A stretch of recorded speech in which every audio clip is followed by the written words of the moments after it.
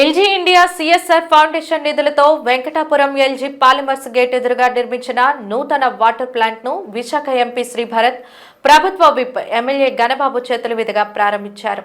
ఈ సందర్భంగా వారిరువురు మాట్లాడుతూ గ్యాస్ లీక్ ఘటన జరిగిన తర్వాత ఈ ప్రాంతంలో నీరు కలుషితం కావడంతో గ్రామ ప్రజలందరూ తీవ్ర అనారోగ్యాలకు లోనయ్యారని, దీనిపై స్థానిక శాసనసభ్యులు ఎల్జీ పాలిమర్స్ కంపెనీ యాజమాన్యంతో మాట్లాడి ఈ ప్లాంట్ ను ఏర్పాటు చేయడం జరిగిందని తెలియజేశారు.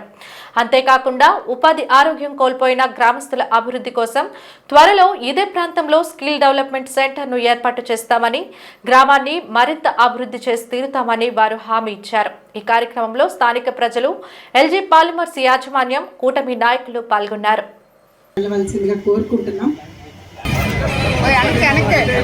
కోవిడ్ టైం సమయంలో కూడా చాలా మంది వాళ్ళ ప్రోటోకాల్స్ కూడా ఎట్లా ఫాలో చేస్తున్నారు మనకి తెలియదు కాబట్టి అది జరిగిపోయింది. అండ్ ఇప్పుడు అది జరిగిన తర్వాత మిగతా కుటుంబాలు ప్రాణాలు కోల్పోయిన వాళ్ళు కాకుండా ఆరోగ్య సమస్యలతో కూడా చాలా మంది చాలా ఇబ్బంది పడుతున్నారు. ఆ ఆరోగ్య సమస్యల కోసం ఆర్థికంగా మీకు హెల్ప్ చేయడము అండ్ భవిష్యత్తులో ఆరోగ్యం మీకు ఎట్లా భద్రం చేయాలనేది గణబాబు గారు ఇన్సూరెన్స్ గురించి ఒకటి చెప్పారు.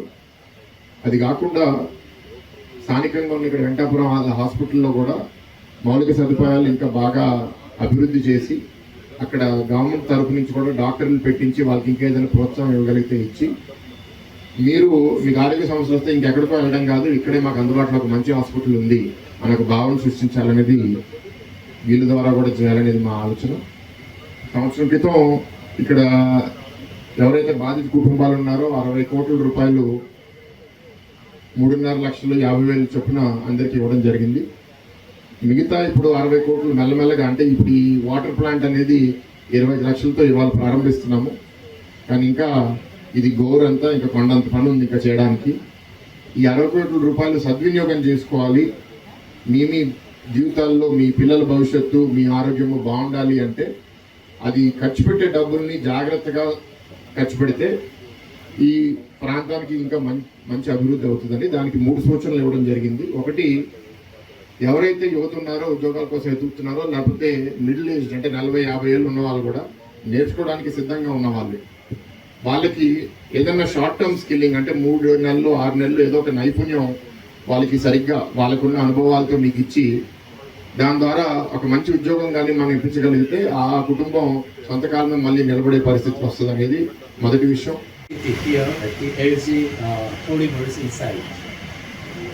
I understand that today's event is also part of the meaningful initiatives of the LG CSR Foundation above.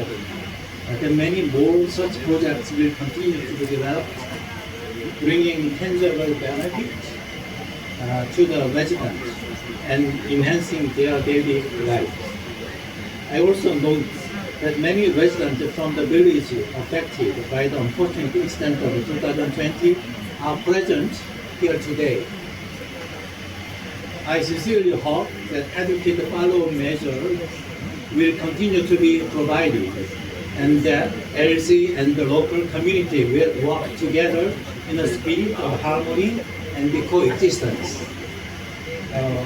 I understand that last year, given the delay of the judicial proceedings in Indian court, LG Chemical took further steps to support the affected residents by providing financial assistance and establishing the foundation. NTR Sujala పథకం కింద మనం 20 లీటర్లు ఇచ్చినటువంటి పరిస్థితి ప్రతి వార్డులో మనం పెట్టుకున్నాం.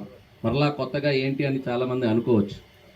బట్ ఇది ఒక యాక్టివిటీ ఫౌండేషన్ ద్వారా చేయాలనేటువంటి ఆలోచనతో ముందు మొదలుపెట్టారు. ఈరోజు ఒక ఆఫీస్ని కూడా ఎస్టాబ్లిష్ చేస్తున్నారు విశాఖపట్నం సిటీలో.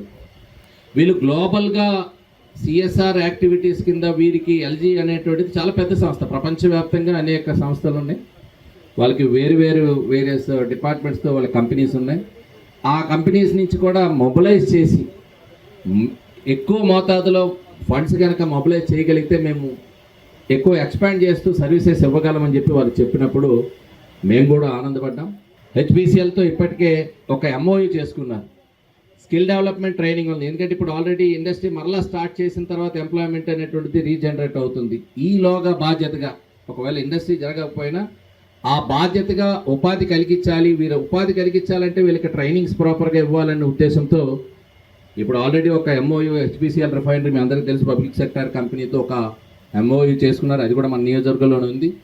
So skill development programmes government side ఏవైతే చేస్తున్నామో ఒకవైపు దానిలో అనుసంధానిస్తూ ఇక్కడ మన ప్రాంతానికి అనువుగా ఎవరైతే ఏ రకమైనటువంటి ఆపర్చునిటీస్ వస్తాయో ఆపర్చునిటీస్ ఎందులో ఉపాధి కలుగుతుందో వాటికి సంబంధించినటువంటి ట్రైనింగ్ ప్రోగ్రామ్స్ని ఒక హైయెస్ట్ ప్రయారిటీగా పెట్టుకున్నారు. ఎందుకంటే ఉపాధి కోల్పోయిన చోట ఉపాధి కల్పించే ఒక ఉద్దేశంతో ఈ స్కిల్ డెవలప్మెంట్ ప్రోగ్రామ్ని హైయెస్ట్ ప్రయారిటీ చేశారు.